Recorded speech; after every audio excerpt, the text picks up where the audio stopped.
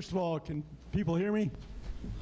My voice isn't the best for projecting, but so I've had opportunity over the years to work on rivers my whole career on all different aspects, and that's gone from research into restoration, and I've been involved in river restoration for mostly for about 25 years. And I'm going to, one of those was to develop this rock arch rapids concept, but also a river restoration of the channel and dam removal. And what I want to do is first open with some of the issues that we deal with dams. And those are both environmental and economic and safety. So I'm going to walk through first of all, this introduction of the problems we're trying to address, and then case examples and various solutions. So dams are built for a lot of different purposes. First of all, if you can't see this, there's a lot of room, I think. Just move your chair or get comfortable so you're in a good spot. I kind of block the stream. I'll try to stand out of the way as much as I can. But yeah. I'm sorry, will this be available later for us to download or review? So we can yes, yeah. I apologize. Just we'll get on the camera. So yes, I apologize for that. Yes, we will be. It's being recorded right now. We will then be placing it on to YouTube Thursday or Friday, depending on how the technical person can get it uploaded. And we'll also put it on our Facebook page on a link.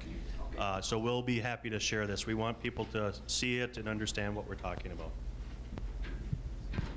Okay, so dam building started in this country in about the 1600s. Minnesota lags a little bit behind that, but this was originally one of those earlier dams and has been rebuilt several times. There are a number of dam-related issues, both again ecological and just practicality of the things we're dealing with. One of the big problems nationally is that we have a lot of old dams, and they're getting more and more expensive. Even the Corps of Engineers now is starting to do disposition studies. They realize some of these are becoming money pits and have a growing potential of failure. And one of the issues related to that is climate change with more extreme storms that are occurring every year. This past year we had record rainfalls in Hawaii and Texas, record hurricanes. Within Minnesota, parts of the state have actually had 3 1,000-year rain events within a 6-year period. You can imagine that. So these are big events that can cause a lot of damage.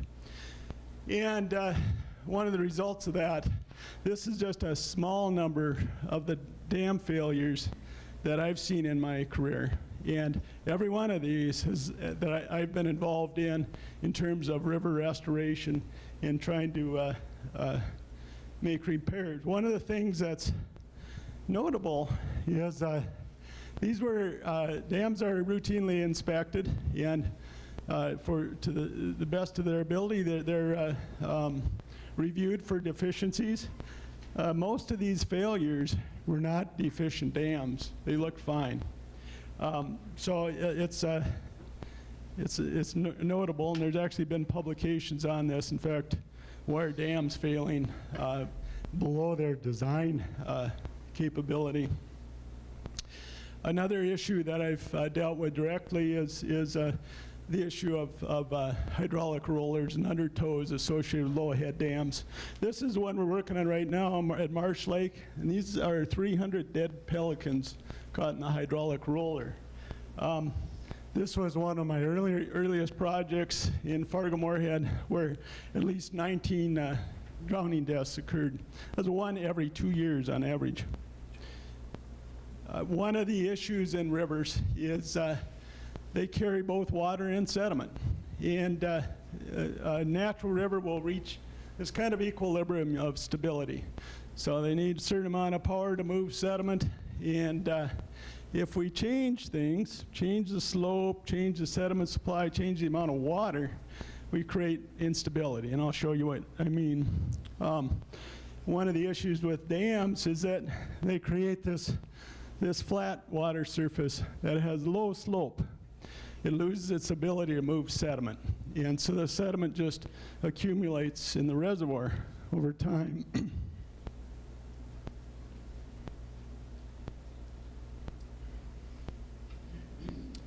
And nationally, the rate of sedimentation reservoirs has increased.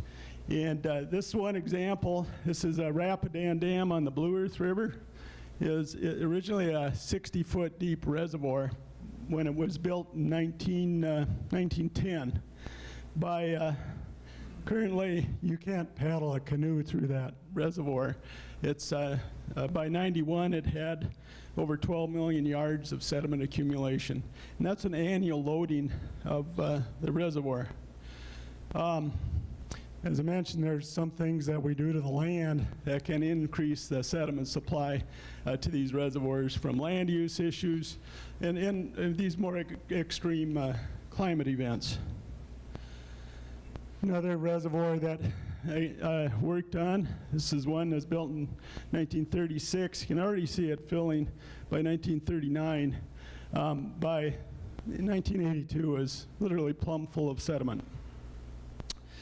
Okay, one of the issues for the things that live in rivers is fish migration. And I think people often think of salmon moving up and down river systems, but we found that virtually all of our native fishes will move up and down river systems. And when we block access, it affects reproduction and many other things. The other issue is that rivers will periodically have droughts, and sometimes fish kills that can be either something that someone dumped in the river, or they can be just organic matter associated with a big event. So fish are constantly recolonizing after these events. Fish migration also affects native mussels, or clams.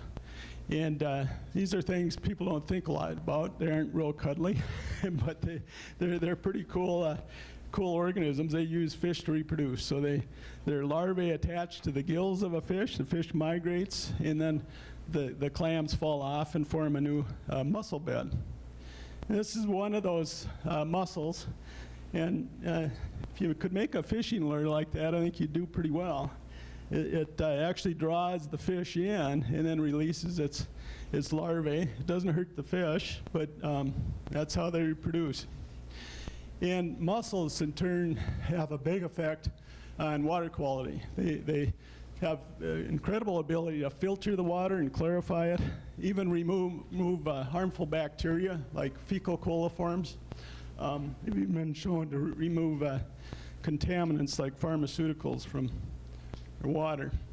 So this loss of biodiversity is a big issue globally. It's considered by some to be the biggest environmental decline facing humanity. That's pretty big. And it turns out freshwater species are 5 times more likely than terrestrial species to go extinct. And so this is something we need to be concerned about. And I'll show you examples, again, globally. Dam construction is the most definitive cause of extinction. And I'll show you examples of that. One of the other problems is that we tend to build dams in steeper river reaches. And so a lot of the towns with falls or rapids in their name are dam sites. And these are just some of them in Minnesota. That's a problem for a lot of fish species, including walleye, which 85% of our walleye caught in Minnesota are natural reproduction. So that natural reproduction really becomes important. And fish key in on these are, this is actually a rapids we built. And you can see suckers spawning here. The walleyes had just finished at this site. But these fish target these rapids and riffles, steeper areas, because the turbulence of the water keeps the eggs oxygenated and clean. Okay, so what does this all mean for Minnesota? I looked at 32 watersheds around the state and evaluated the species assemblages in the entire watershed as compared to those upstream. And what I found is was dramatic. It's an abrupt loss of species at the first dam on that system, and over 40% of the species that were found in the watershed were not found upstream of the dam. The downstream effects are more difficult to evaluate. Not all fish are bothered by dams, and there's certain ones that seem to benefit. And these include the carp, the bullhead, tolerant fish species that can survive the extreme events. And in fact, when they're in a fragmented system, they can actually be protected from competition from native species or the other species. And this is an example. Starting in the 1920s, we thought it might be a good idea to build dams to try to block carp, try to get rid of carp, try to reduce their populations. This is an example of that. This is a dam built specifically for carp control, and it did a very good job at eliminating fish species. Eliminated 65% of the native species were absent upstream of this dam, and but carp were not one of them. Carp, in fact, probably had a refuge from native fishes because most of the native fishes were extirpated. The dam did fail in a big flood, and most of those fish species quickly returned to the watershed. Okay, so enough about context here. We've taken multiple strategies as a department to try to reconnect our rivers because of the impacts of dams on fish assemblages. So dam removal is one of them. The rock arch rapids we've applied at sites where existing functions precluded removal. And we've also done other types of nature like fish passage. And for the health of the river, dam removal is the most comprehensive restoration of the system. And also for issues like having to worry about a dam failure or drowning hazard. So, but in the really early mid-90s, I developed this concept for dams that we couldn't remove, the rock arch rapids. And this is just a general idea of what that looks like. So it creates a series of pools and steps that fish can move through. It also eliminates the hydraulic roller that drowns people. One of the key design elements for this is something we call shear stress. Now, this is important for a lot of this stuff. As rivers get steeper, the size of stone it can move get bigger and bigger. So if it's a really gradual, low gradient stream and really flat gradient, it can't move a very big particle. You get up to this kind of slope, or this one on the Congo River, where the river's 200 feet deep and steep, you can't have a boulder big enough to stay put in this kind of a river. So we use different equations for sizing the stone to make sure it's large enough to stay put in these kinds of systems. So this is the one I showed you earlier, at least one drowning death every 2 years. But this is a dam, even though it's 10 feet high, this is what it looks like at just a modest flood. So this is about the bank full flow, just filling the bank. And you can't see that dam anymore. So that shear stress drops down. This is the first bigger rock arch rapids that we built in 1998. And that's the rapids now. It was it triggered a number of other projects of this type, not only in Minnesota, but it's been applied all over the country now, and I've assisted on many of those projects.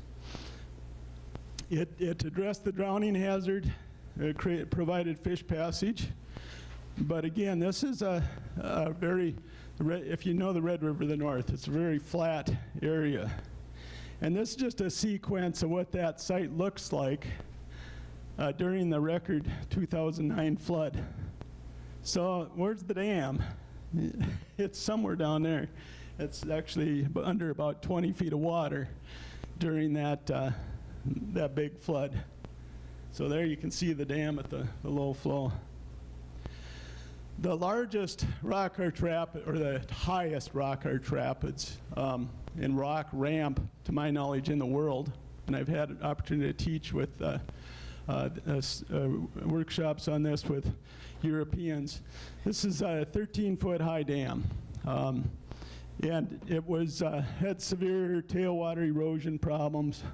It affected the stability of the new flood control project in Grand Forks and East Grand Forks. So I worked with the Corps of Engineers. This was actually built not specifically for fish passage, but to stabilize the site for the flood control project. So this was paid for with flood control dollars. It's almost $5 million. But other alternatives that didn't address the safety issues or the environmental issues were similarly expensive. This dam had a fatality. Even though it was a relatively young dam, a snowmobiler went off and they never did find him. After the project, 2 snowmobilers went in, they walked out. So it addressed the problem. But again, this is still in the Red River to the north. And when we evaluate slopes, this is the water level as flow increases. This is the water level below the dam, the water level above the dam. You can see those converge at about 9,000 CFS, and for this site, that's about the bank full flow.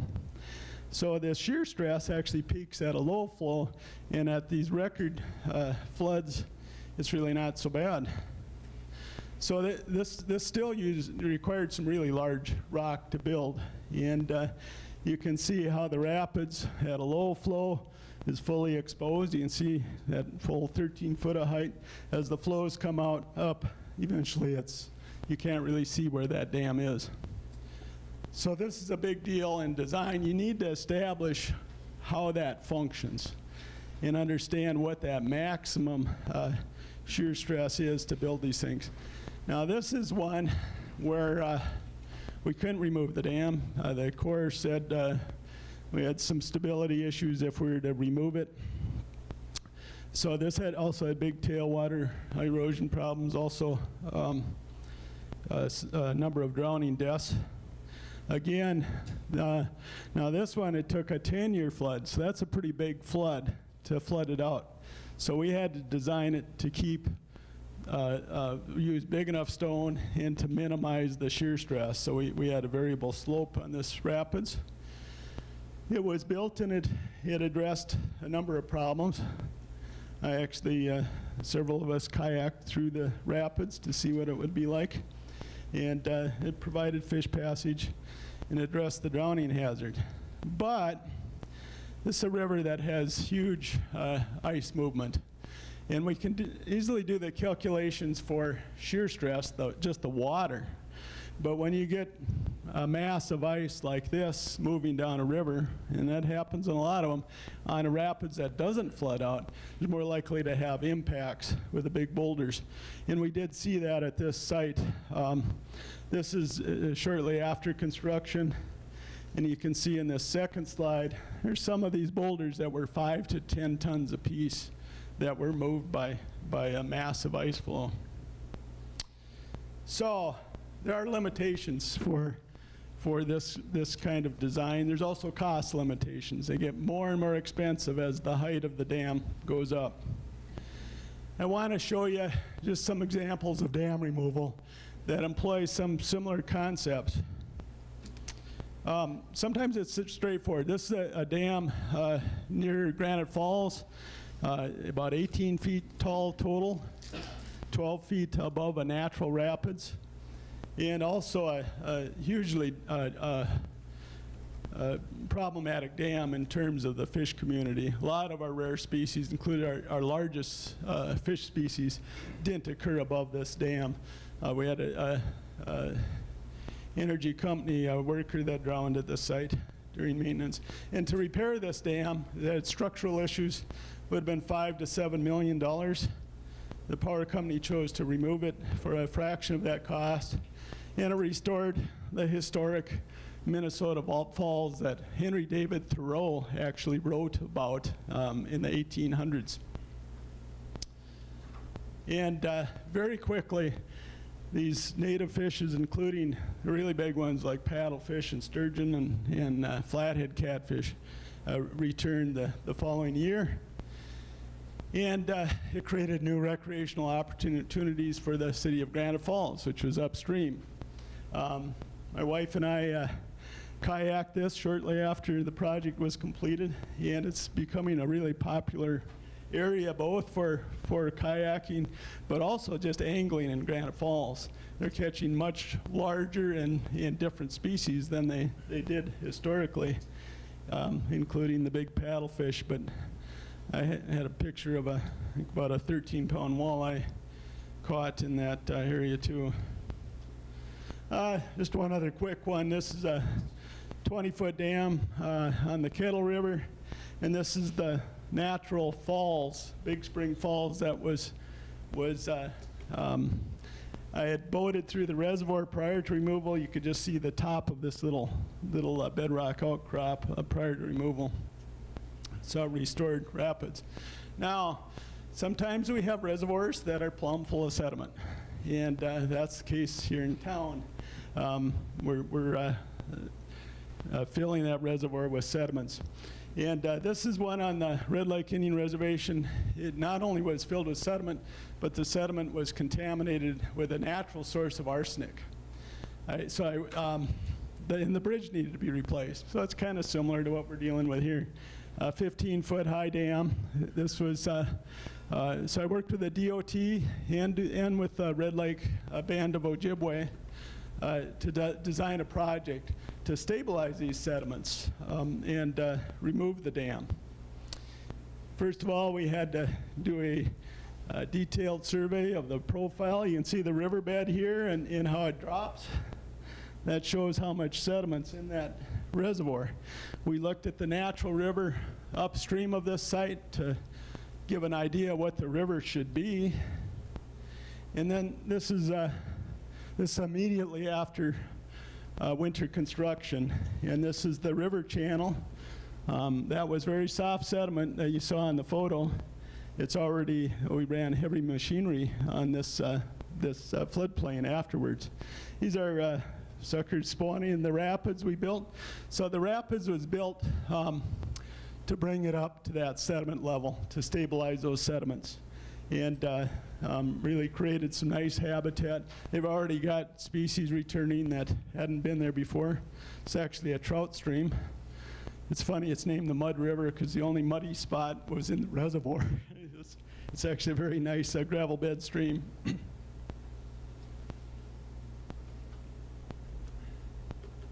Okay, this is one in the city of Appleton, also a very old dam, originally built in 1872 by the railroad company. It's for water supply. And it started filling with sediment early, but accelerated like a lot of these watersheds as the watershed became more intensive ag and more drainage. In 1996, I visited with the community, just like we're doing here today, and we talked about removal. The dam had major structural problems. The reservoir was filled with up to 15 feet of sediment. And the city council chose to remove the dam in January of 1997. If anyone remembers 1997, in April of 1997 was a record 500-year flood, and it failed the dam. So that made their decision look awfully good. That but it did fail, and then we restored the channel and re-meandered the river. Sorry, if you can't see, why don't you slide over? It's not the best setup. So we looked at the river as it naturally was. We actually measured, surveyed the channel cross-section during a bankful event. This is a gravel bed stream. The reservoir was muck, but this is just upstream of the reservoir. And as I was going across surveying and taking discharge measurements, the gravel under my feet was actually moving, because that's what rivers do. They move that gravel every time there's a flood event. But we use that information to design a channel, and we went through several iterations on this. This is privately owned mostly, so the city owned a fair piece of it. One of the opponents to removal, I initially shied away from this meander in the bottom, because I thought he wouldn't want to do it there. It turned out he had a change of heart, donated that piece of land to the city, and it became City Park.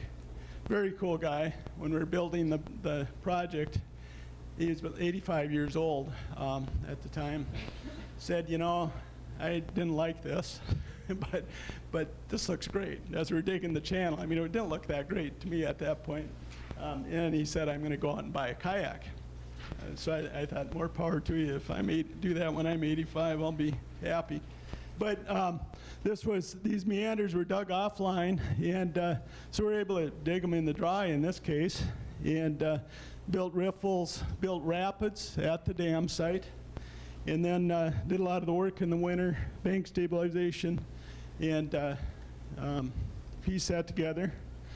We did get a 350-year flood the following year, and overall it held up pretty well. So I'm going to just walk you through. So this was the dam as it looked prior to the big flood.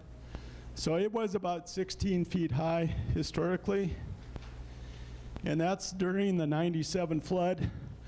Water's just come down here, but you can see it undermined. It actually blew a hole under the dam as well. Then we breached the dam to draw it down further. You can see, though, it had already started to vegetate in the reservoir, and that's what it looks like now.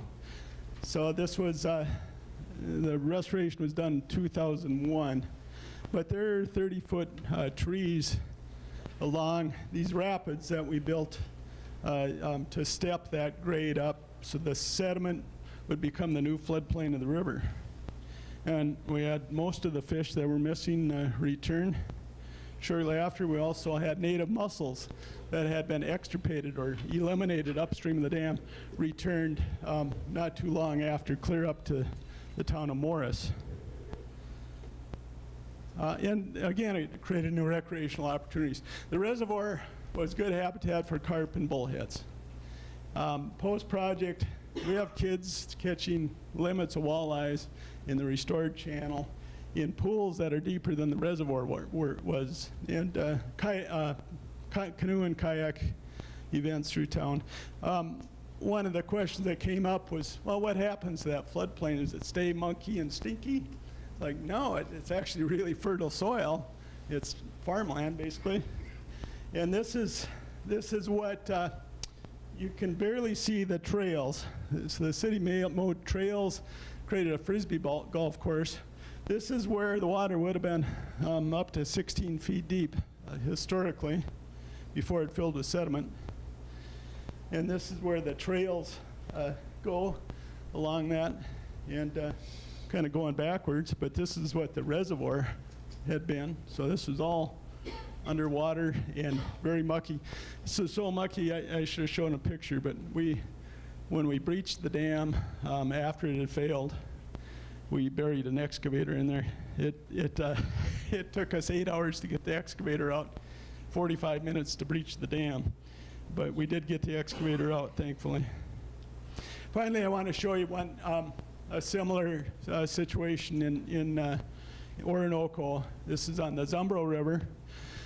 Another one where the reservoir had filled with sediment. This is a 20-foot high dam, and I met with the community in 2009, and we talked about options, and including removal of the dam, because it was becoming a money pit for the community.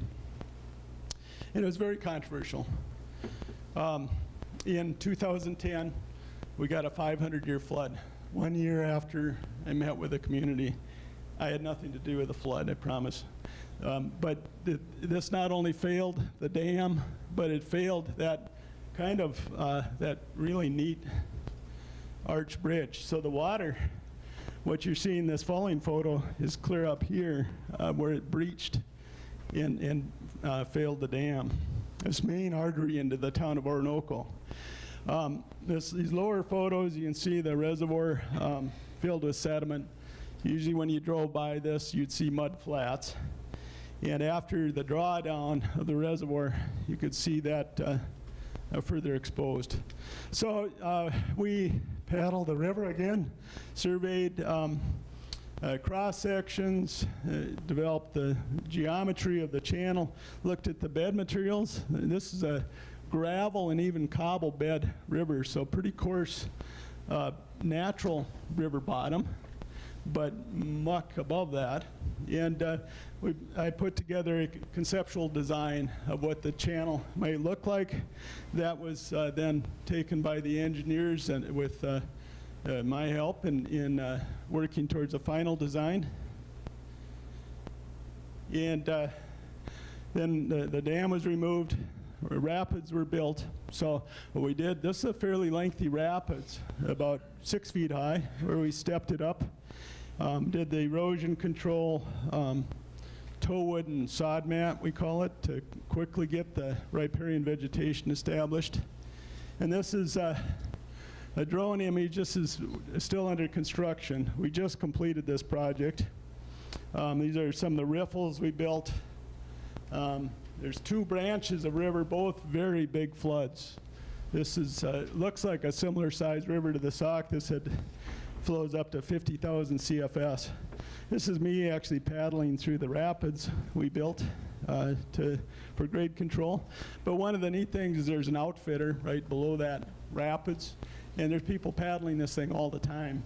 And what I thought was really cool, I don't know if you can see it, this is a gas station in town that painted the gas station with a mural, not of the dam, but of the restored river.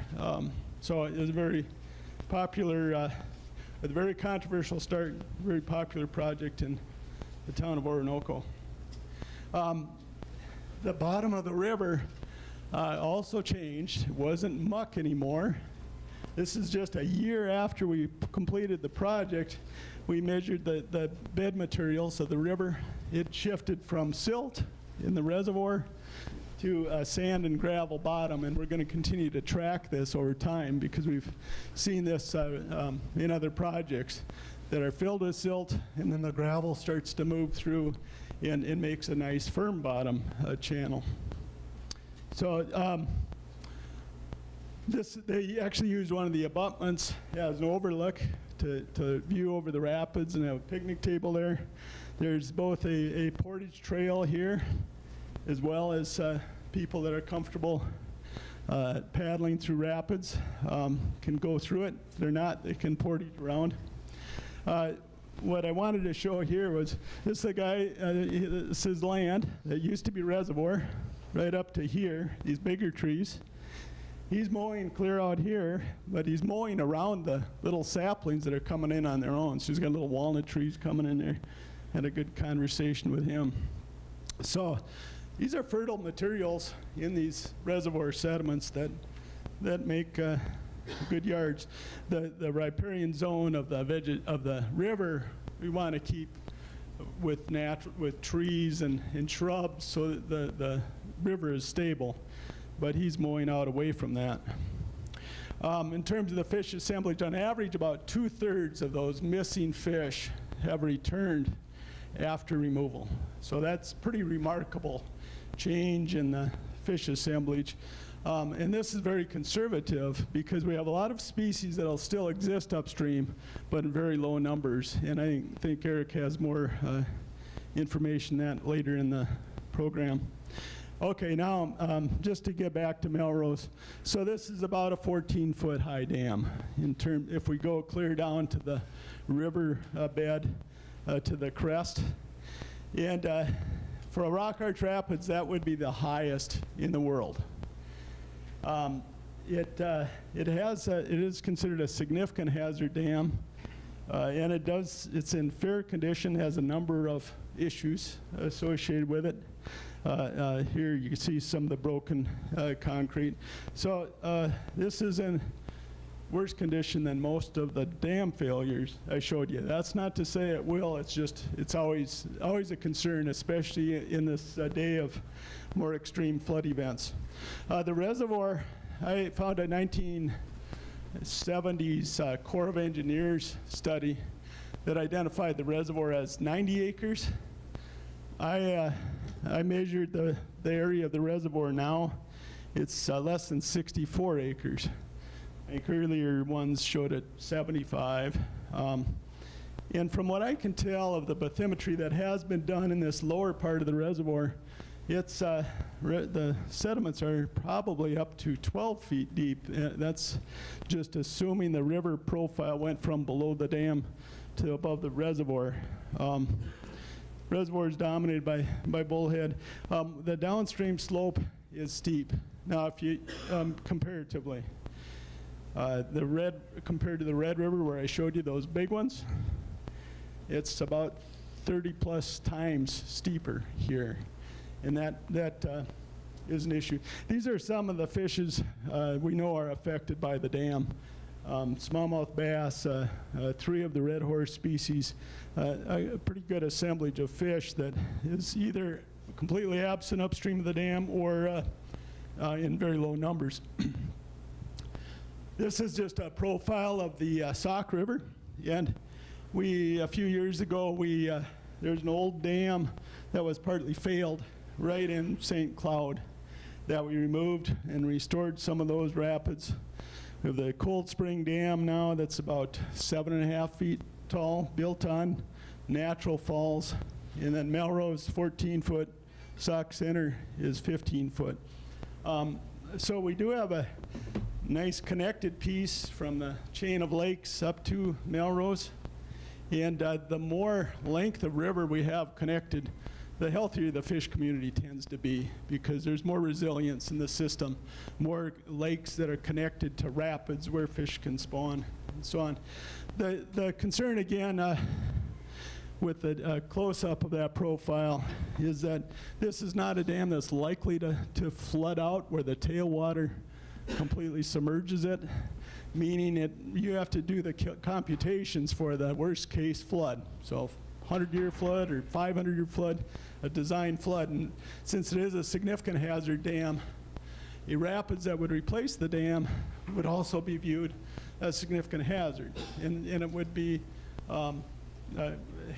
scrutinized with the same sort of scrutiny for that kind of hazard.